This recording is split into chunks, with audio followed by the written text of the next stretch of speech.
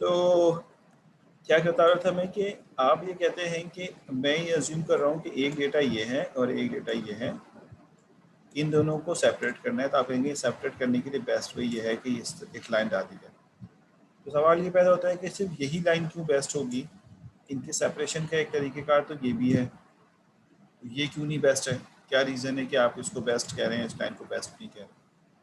तो रीज़न यही है कि इस लाइन जो कि स्लांट लाइन है, इसका डिस्टेंस इसके साथ जो आपका डेटा है जिसको सेपरेट कर रहे हैं उसके साथ बहुत क्लोज है, और ये जो आप वर्टिकल लाइन ड्रॉ कर रहे हैं इसका डिस्टेंस आपके डेटा के साथ बहुत फॉर है, या जो भी आप कह रहे हैं। तो इस बेसिस के ऊपर आप उस लाइन को कंसीडर करते हैं जिसमें आपके पास वाइड मार्जिन एग्जिस्ट करता हो। तो यही काम बेसिकली एसवीएम का भी है कि ये ढूंढना कि वाइडली मार्जिन कहाँ एग्जिस्ट करता है। अगर इन दोनों को आप सेपरेट कर रहे हैं तो कई ऑप्शन हो सकते हैं कि आप कहें कि भाई एक लाइन ये दोनों पॉइंट मिला के यू बना लें और एक लाइन जो है इस एक पॉइंट के थ्रू ये बना लें। तो क्या ये जो हम डिज़ाइन करेंगे गेटर्स, क्या ये मार्जिन बेहतर बनाएगा? ये जो अभी शो हो रहा है वो मार्जिन बेहतर बनाएगा? मार्जिन बनाने के लिए आपको इस पूरे डेटा के अंदर से सिर्फ वो डेटा चाहिए होता है जो बाउंड्रीज पे एग्जिस्ट करेगा। अब बाउंड्रीज वाले डेटा को जिसको आप बाउंड्रीज कह रहे होंगे उसको हम सपोर्ट वेक्टर्स कहते हैं। देखिए इस वक्त यहाँ पर जो गटर्स बने हुए हैं वो एक इस डेटा के बेसिस पे बना हुआ है और एक इस डेटा के बेसिस से बना हुआ है। तो ये दो जो डेटा जिसकी वजह से हमने इनको मैक्सिमाइज मार्जिन बनाया है, ये मार्जिन जो बनाया है और उसके बेसिस पे ये हाइपर प्लेन हमने डिज़ाइन की है, तो ये जो डिस्टेंस है ये मैक्सिमाइज हुआ है। ठीक है, और ये जो देखिए सारे के सारे वेक्टर फॉर्मेट में, और ये जो बाउंड्री वैल्यू है ये हाइपर प्लेन कहलाती है। This plane is called the hyperplane, जिसको हम कहते हैं ना कि हाइपर प्लेन की बेसिस के ऊपर सेपरेशन कर रहा होता है।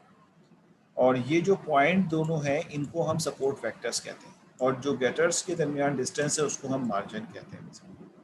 अब सबसे इम्पोर्टेंट यही है कि ढूंढा कैसे जाएगा कि वो कौन सी बाउंड्री पॉइंट है जो कि डिफरेंट हो, सबसे बेस्ट होंगी। क्योंकि मैंने जैसे कहा ना कि डिफरेंट सॉरी ये तो बाउंड्री नहीं बन सकती, थोड़ा सा कट ज़्यादा हो गया।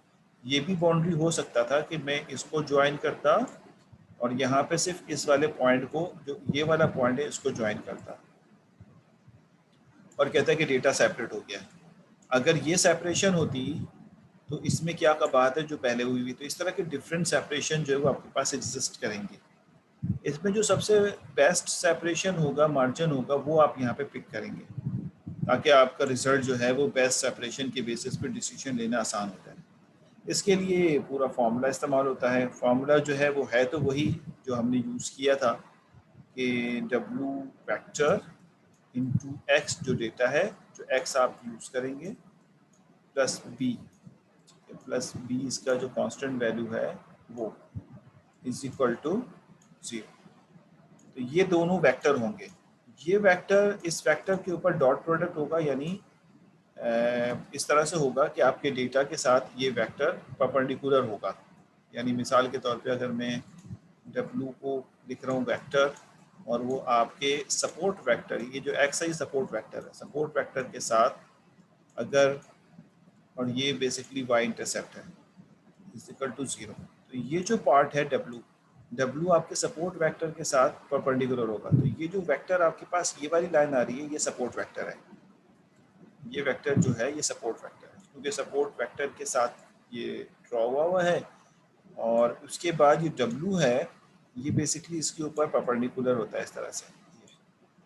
ये इसके ऊपर परपेंडिकुलर है, ये बेसिकली इसके ऊपर ऑलवेज परपेंडिकुलर होगा, और इस बेसिस के ऊपर हम इसकी कैलकुलेशन जो है वो सॉल्व करेंगे। तो जो डिफ़िकल्ट कैलकुलेशन अब हम आएंगे उसके ऊपर किस तरह सॉल्व हो रहा है, लेकिन मैं तभी एक आइडिया दे रहा हूँ कि किस तरह काम करता है सपोर्ट वेक्टर मशीन। तो in some cases hyperplane can not be very efficient. In those cases the support vector machine use a kernel trick to transform the input into the higher dimensional space. तो colonel जो है वो, क्योंकि इसके पास opportunity है कि different किस्म के कर्नल यूज़ कर सके। कर्नल का मतलब है टेक्निक फॉर सेपरेशन। वो भी वो शो हो जाएगा यहाँ पे कौन कौन से कर्नल इस्तेमाल होते हैं। तो उसके बेसिस पे आपको एडवांटेज है कि हाई डायमेंशनल के अंदर आप इसको कन्वर्ट कर लें। With this it become easier to segregate the points, और इस बेसिस पे ये इन दो पॉइंट्स को जो है यानी इन दो डेटास को जो है वो सेग्रीगेट कर पाता है।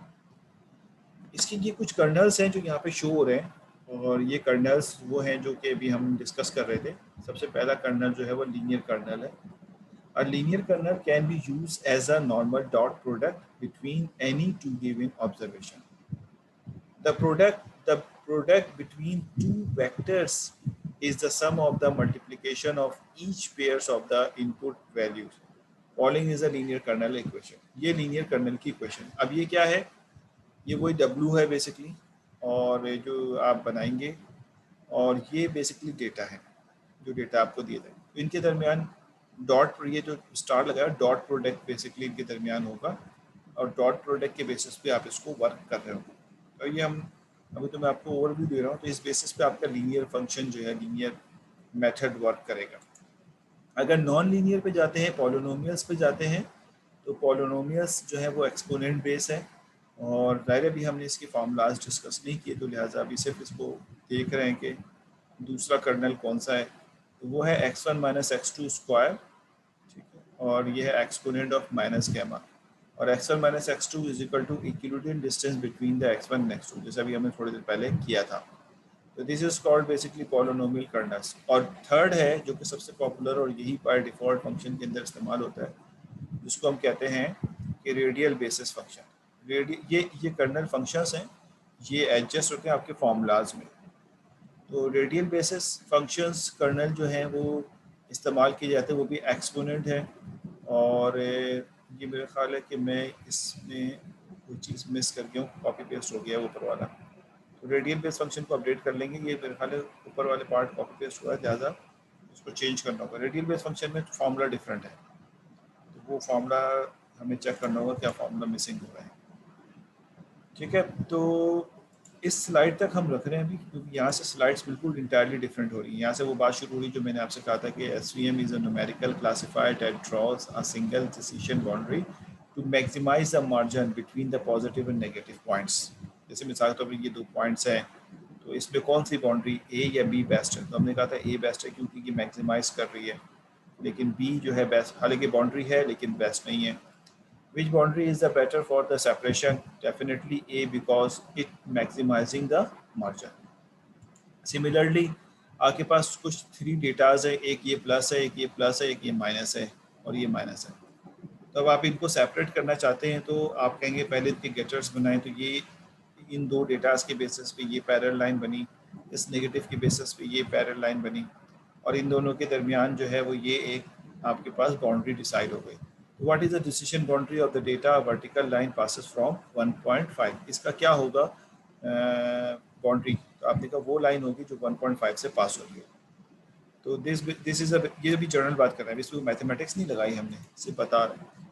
Once more thing that the maximizing the distance between the plus and minus is called gutters, यानी जो प्लस और माइनस के साथ जो पास हो रहा है उसको गटर्स कहते हैं। और gutter is the line not a space, ये एक लाइन है, कोई स्पेस नहीं है। Another thing that use to find the boundary is called the support factor. और दूसरी बात ये ध्यान में रखिएगा कि जो गटर्स की लाइन बनाने के लिए जो चीज़ इस्तेमाल होती है, जो डेटा इस्तेमाल होता है, उसको सपोर्ट फैक्टर कहते हैं। यहाँ पे 2 प्लस के और 1 माइनस का सपोर्ट फैक्टर इस्तेमाल हो रहा है। In above case which one is necessary point to use to boundary, ये वो है जो कि कौन से ऐसे पॉइंट हैं जो कि ज़रूरी हैं बाउंड्री को बनाने के लिए। तो आप कहेंगे ये 3 पॉइंट्स हैं, कहाँ के ये 3 पॉइंट्स हैं, एक ये वाला प्लस, ये प्लस, और ये वाला माइनस पॉइंट ज़रूरी है जो कि इसको डिज़ाइन करें। Here A B D mark कर दिया उसको हमने, ये ए है, ये बी है, ये डी है, ये सी है, लेकिन इसकी ज़रूरत नहीं है हमें। तो here A B D are the support factors, A B D जो है सपोर्ट फैक्टर्स हैं। इन दिस केस ये जो हमारा सवाल यहाँ पे दिया हुआ है, इस केसेस के अंदर 4 ट्रेनिंग पॉइंट्स हैं, 1 2 3 4, 2 क्लासेस हैं, 2 क्लासेस है प्लस और माइनस के, 3 सपोर्ट फैक्टर हैं। 3 सपोर्ट फैक्टर्स कौन से हैं? जिस पे गेटर्स बने हुए हैं वो सपोर्ट फैक्टर्स हैं। कैसे बनते हैं वो तो डेफिनेटली हमारा केस है।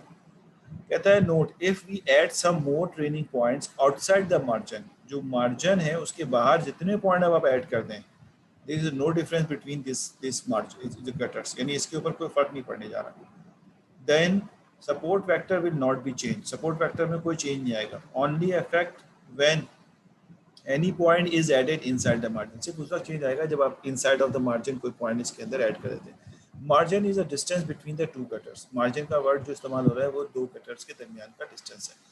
In this diagram the margin is 1, अगर यहाँ देखा जाए तो इस जगह से लेकर इस जगह तक का डिस्टेंस 1 है, क्योंकि ये एक डिस्टेंस कवर कर रहा है, यानी ये 1 है, ये 2 है, ये 3 है, तो 2 और 1 के दरमियान पे 1.5 पे बाउंड्री बनी।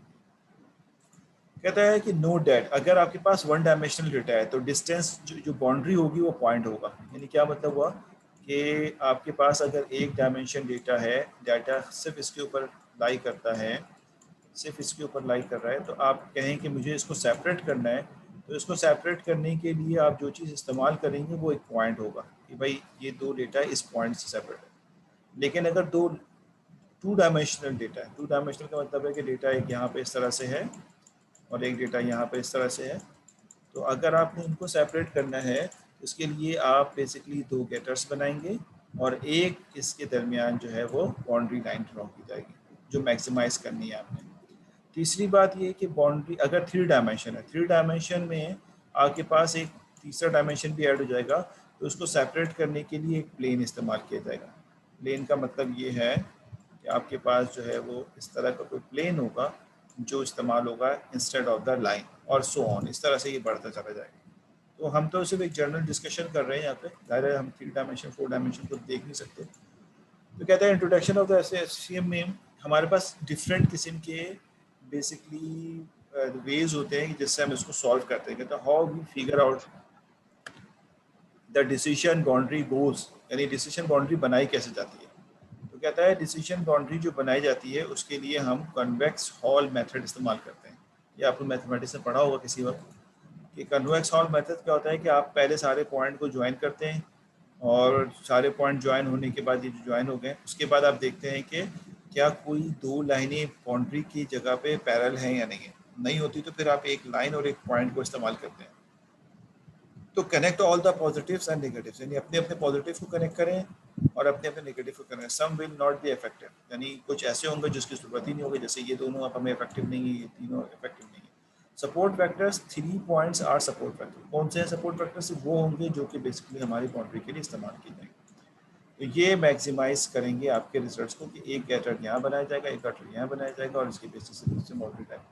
अब ये सारे काम तो अभी हम ग्राफिकली देख रहे हैं, इसको देखने के लिए हमें बेसिकली मैथमेटिक्स उसके ऊपर अप्लाई करनी होगी, क्योंकि हम कोई ग्राफिकली तो नहीं हासिल करेंगे उसको।